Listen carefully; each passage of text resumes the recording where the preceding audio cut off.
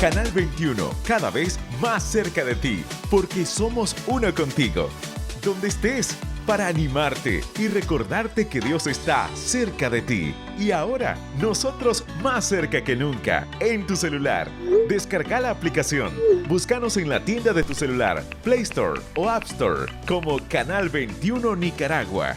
Devocionales, Buzón de Dios, programación en vivo y mucho más. Somos uno, en línea, Canal 21 Nicaragua.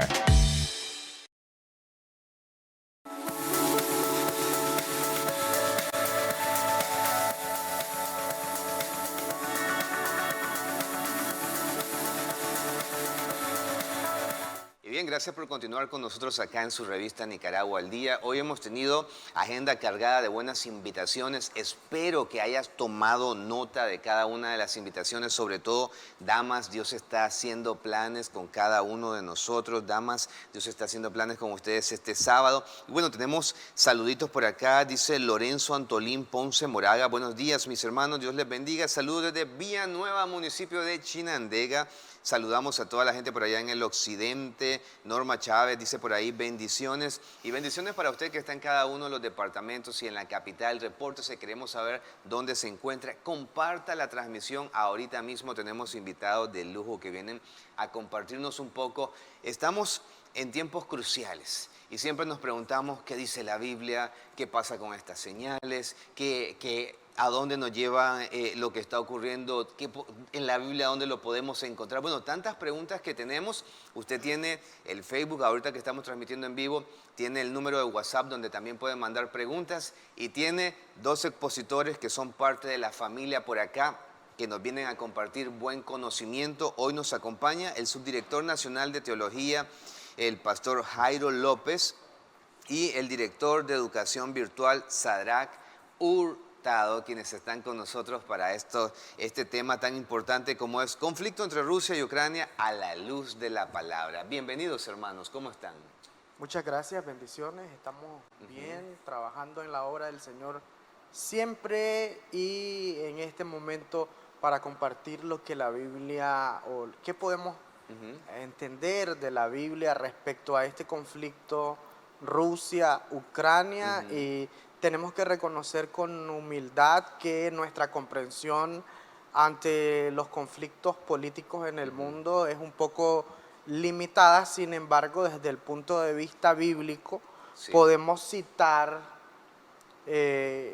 la Biblia, en este caso Mateo capítulo 24, que me gustaría leer. Sí. En el verso 3 dice, y estando él sentado en el monte de los olivos, los discípulos se le acercaron aparte diciendo, dinos cuándo serán estas cosas y qué señal habrá de tu venida y del fin del siglo.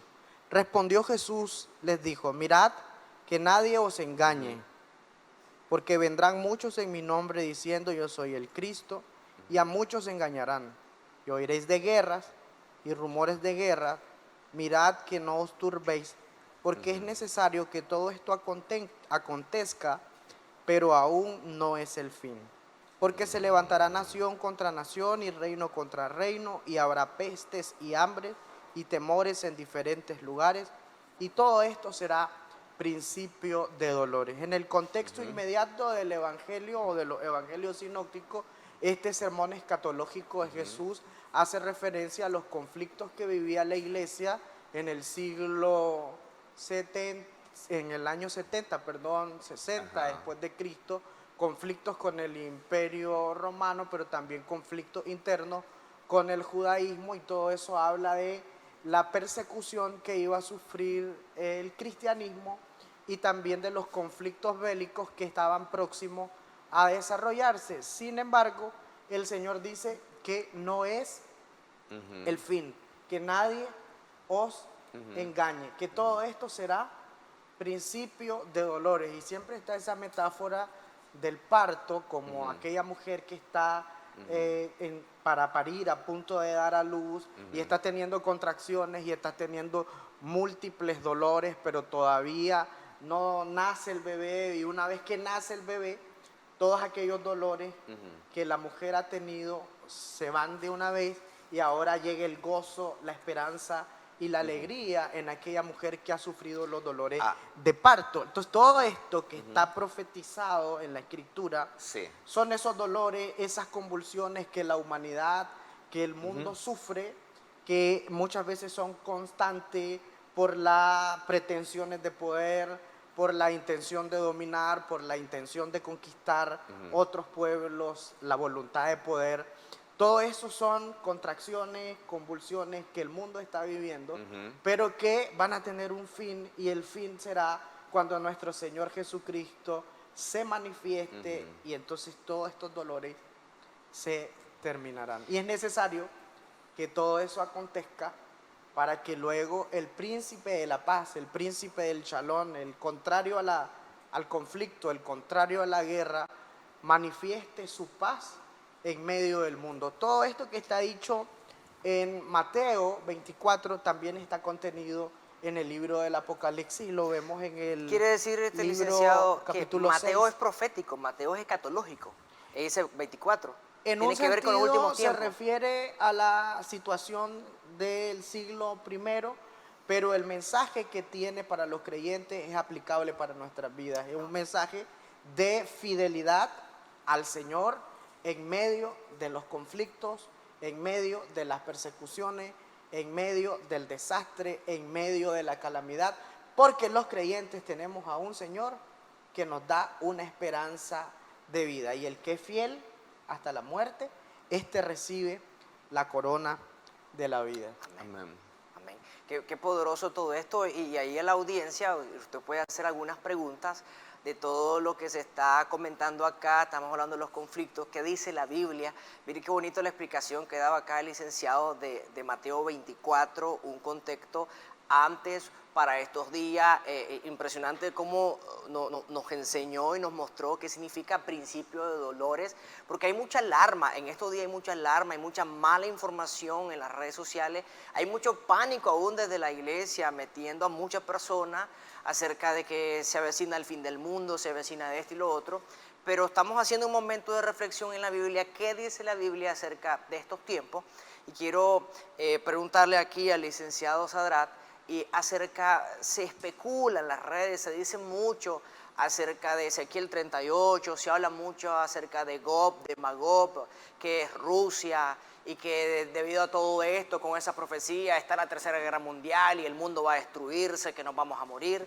¿Qué dice la Biblia específicamente, licenciado, acerca de Ezequiel 38, donde habla específicamente de Gog y de Magog?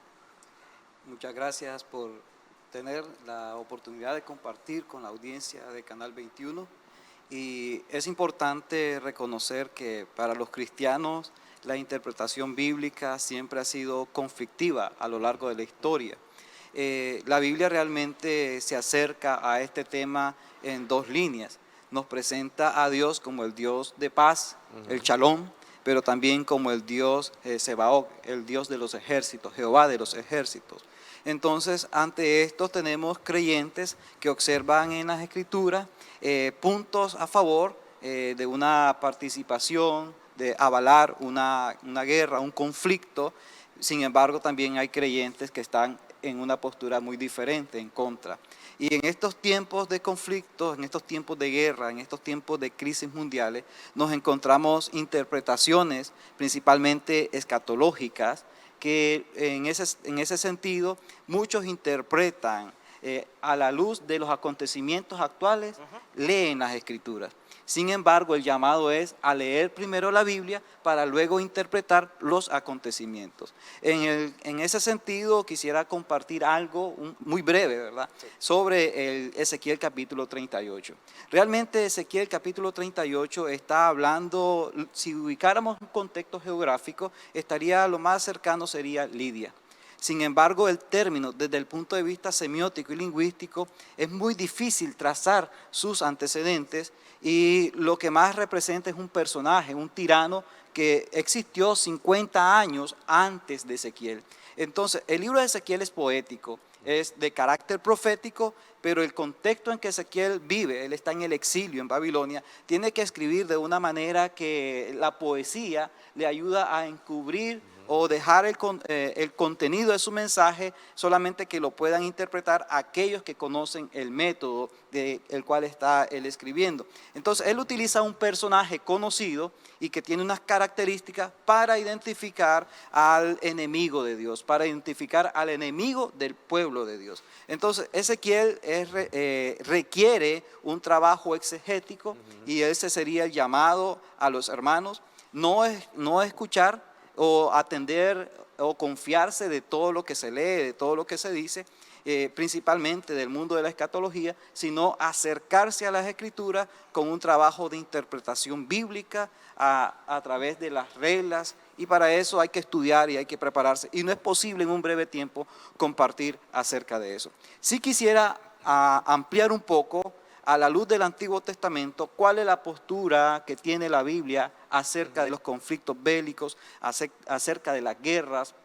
En primer lugar, en el Pentateuco se deja claro que Dios va a avalar guerras siempre y cuando cumplan unas condiciones y una serie de requisitos.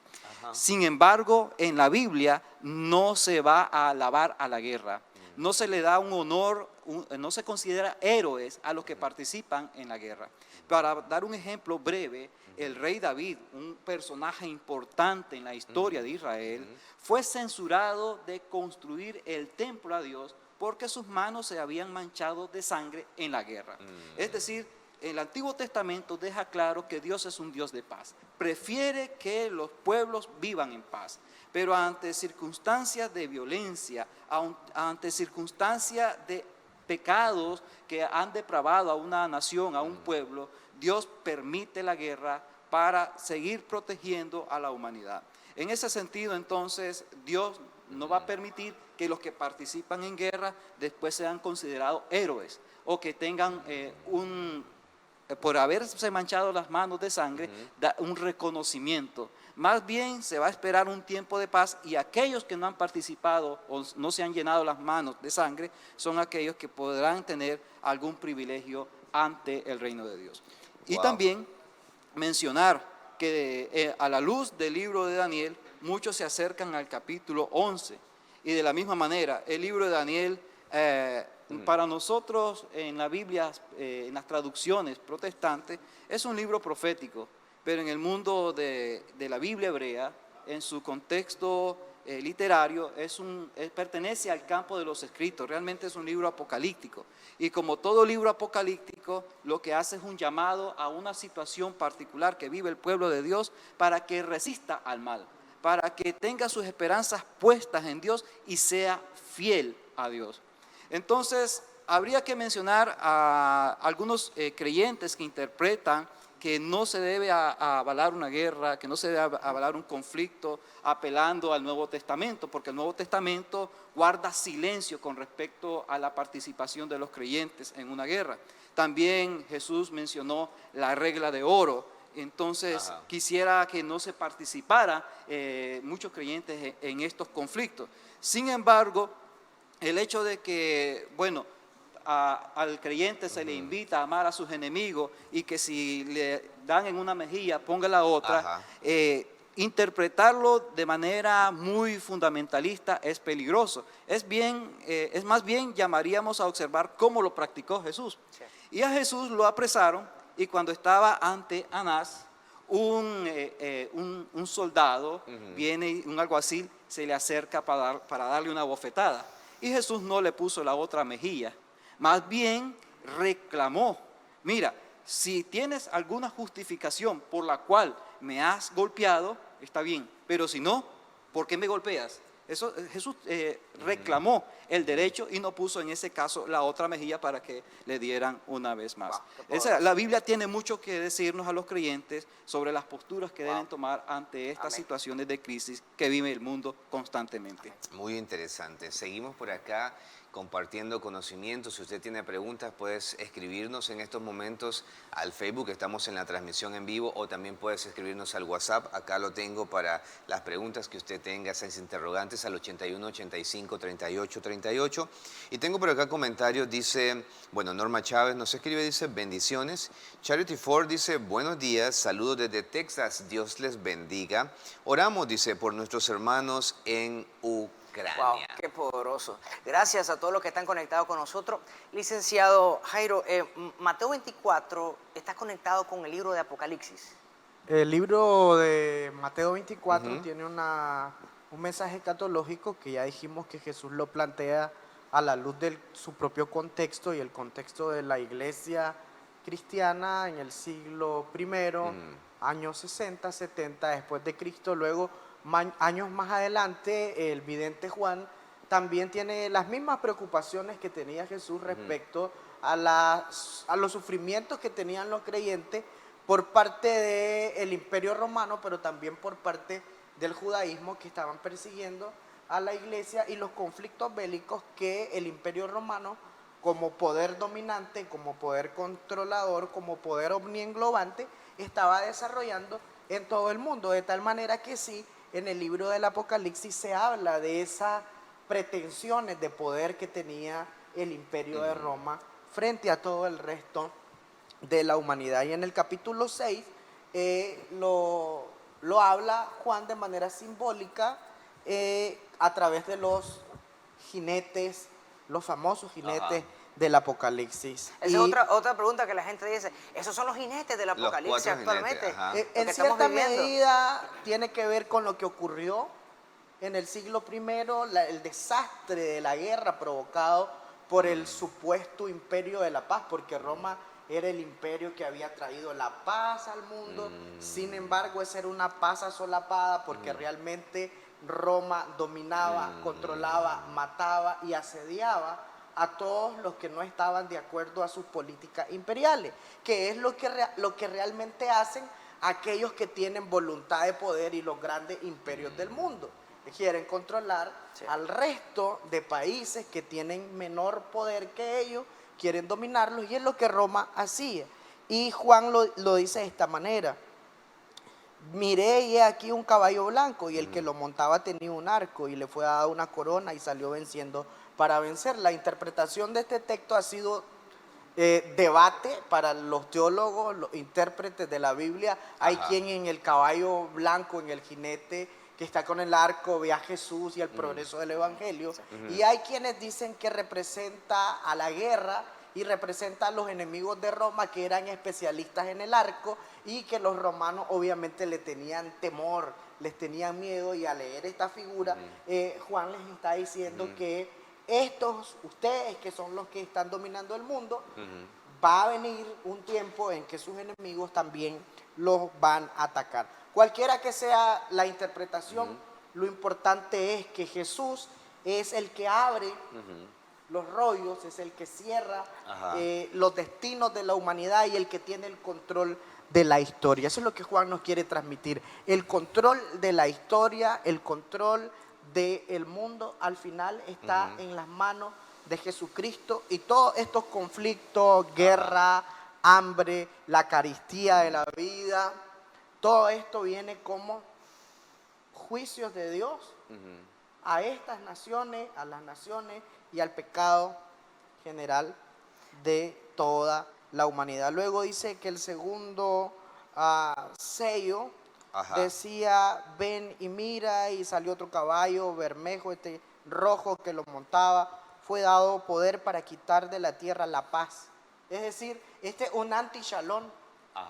Es contrario Antipaz a Dios, porque Dios es el Dios de la paz, como lo presentaba el profesor, pero también en alguna medida es el Dios de los ejércitos, pero es el Dios de los ejércitos celestiales, no de los ejércitos terrenales, es Jehová Sebaot. Pero este caballo este jinete tiene el poder de quitarle la paz al mundo, de quitarle la paz a la tierra, de quitarle la paz a la humanidad, porque tiene sed de poder, tiene sed de conquista, y tiene una espada. Y esto representa obviamente a las legiones romanas que están queriendo tomar el control del mundo. Cuando abría el tercer sello, oía el tercer ser viviente que decía, ven y mira, y miré, y he aquí un caballo negro, y el que lo montaba tenía una balanza.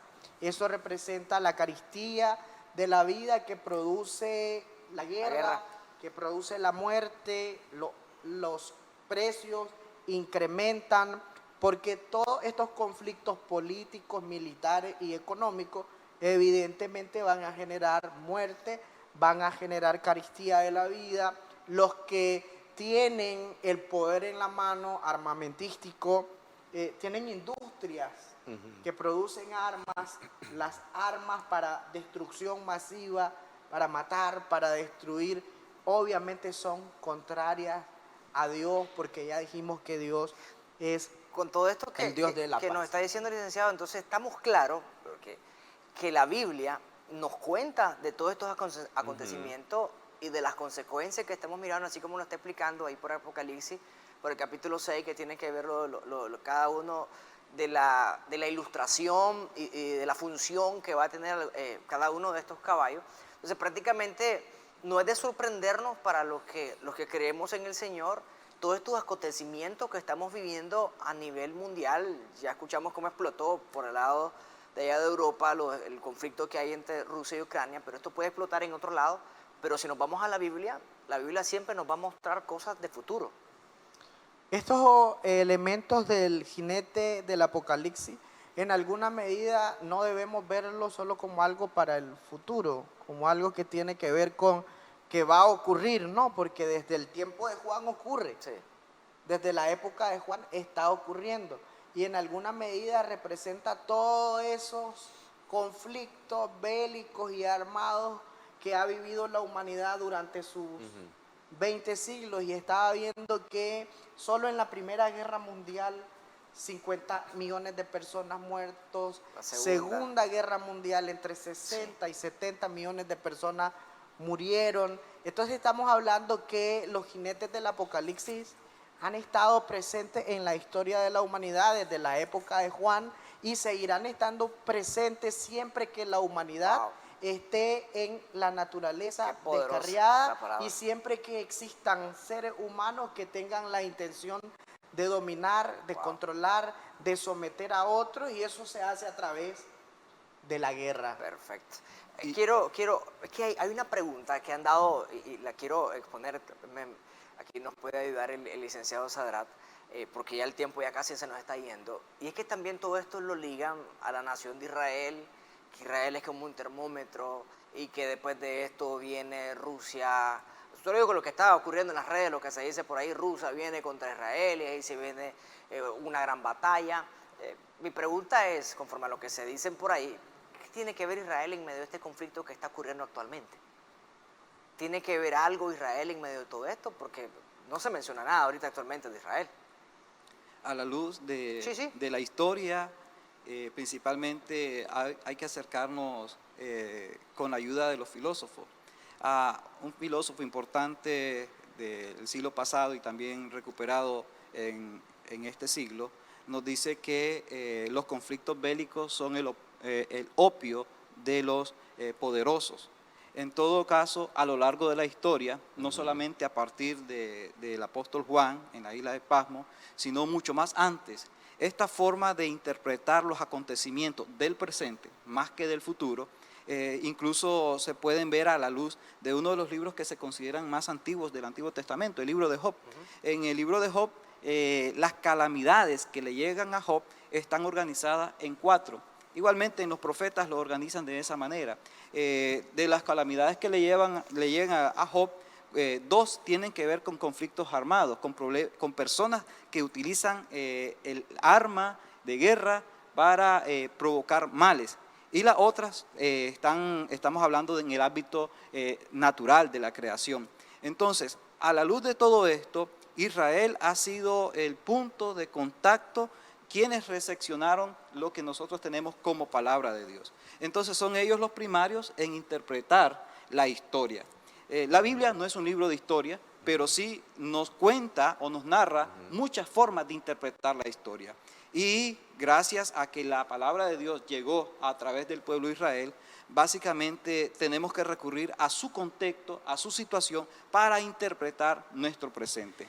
Eso significa que tanto el Antiguo Testamento, cada uno de esos libros, fueron escritos en una situación muy particular. Hablando de Ezequiel, él escribe en una situación particular del pueblo de Dios, identifica al enemigo del pueblo de Dios. Igualmente Mateo escribe a judeocristianos del año 70 que viven un conflicto porque la iglesia cristiana se ha separado de la sinagoga y es perseguida ahora. Igual el apóstol Juan escribe en una situación muy particular en donde por un lado tiene a judíos que persiguen a los cristianos porque los consideran una secta muy peligrosa y los problemas que causa Roma a los cristianos. Entonces hay que ver todo eso a la luz de un presente de los autores bíblicos. ¿Cuál sería, trayendo la palabra del Señor para estos tiempos y lo que habla la palabra, ¿verdad? ¿Cuál sería la instrucción para el pueblo de Dios ante todos estos acontecimientos? ¿Cuál debería ser la acción del pueblo de Dios? Yo como nicaragüense, aunque no estoy en esa zona, el pueblo cristiano, ¿cuál debe ser mi acción? El pueblo de Dios Ajá. tiene en sus manos el arma más poderosa. Primero, la palabra de Dios. A la luz de la palabra de Dios estamos invitados a orar por la paz de todo el mundo. Amén. No de un sector, no tomar un partido, porque los creyentes, los cristianos, pertenecemos a un reino que no es de este mundo. Entonces, tomar partidos por los reinos de este mundo, todos están en un contexto de la caída. Todos Amén. Responden al mal. El mundo como tal pertenece al maligno, hasta la venida de nuestro Señor Jesucristo. En ese sentido, entonces, los cristianos estamos llamados a proclamar la esperanza, que el Dios de paz va a intervenir en la historia humana para terminar Amén. Con la influencia del pecado. Amén. Yo quisiera agregar que el enemigo de la iglesia y de Dios tiene control en el mundo a través de los poderes políticos del mundo, de tal manera que la iglesia debe ser un pueblo que evoca la esperanza, evoca la paz, evoca el amor del reino de Dios que vive en sus corazones, pero también recordar que en el libro del Apocalipsis se nos dice que el príncipe de la maldad, el mal, va a luchar contra el bien, es decir, contra Dios, pero Dios triunfará. Amén. Pelearán contra el Cordero Amén. Y el Cordero los vencerá porque es el Señor de señores y Rey de reyes, y los que están con Él son llamados, elegidos y fieles. Los que están Amén. Con Él, su pueblo, su iglesia, los que han nacido de nuevo, estos son llamados fieles, y es lo que Dios nos llama, a ser fieles en medio de todas estas convulsiones mundiales. Me quedo con esta palabra que ambos citaron y es esperanza. La esperanza puesta en el Rey de Reyes y Señor de Señores, y la confianza de que Él es tu ayudador, Él es nuestro guardador, y en medio de todas estas situaciones nuestra fe está puesta en la roca sólida que es Cristo Jesús. Gracias por traernos siempre esos buenos aportes, ¿verdad?, que nos suman de parte de la Universidad Martín Lutero, ¿verdad?, que siempre está ahí abierto para que usted dice, ¿de dónde yo puedo adquirir más conocimiento? Estudiando en la Universidad Martín Lutero con todos los planes y proyectos de estudios que ellos nos presentan. Esto es tu revista Nicaragua al Día, que siempre está tratando de llevarte lo mejor, de mantenernos informados y, por supuesto, tanto del acontecer mundial como el nacional en cada una de las invitaciones que hoy te presentamos, de los planes que Dios tiene con Nicaragua, porque Dios es el Dios de esperanza que aún sigue teniendo planes contigo y conmigo en cada situación. Que el Señor te bendiga. Nos vemos hasta la próxima, si así Él lo permite.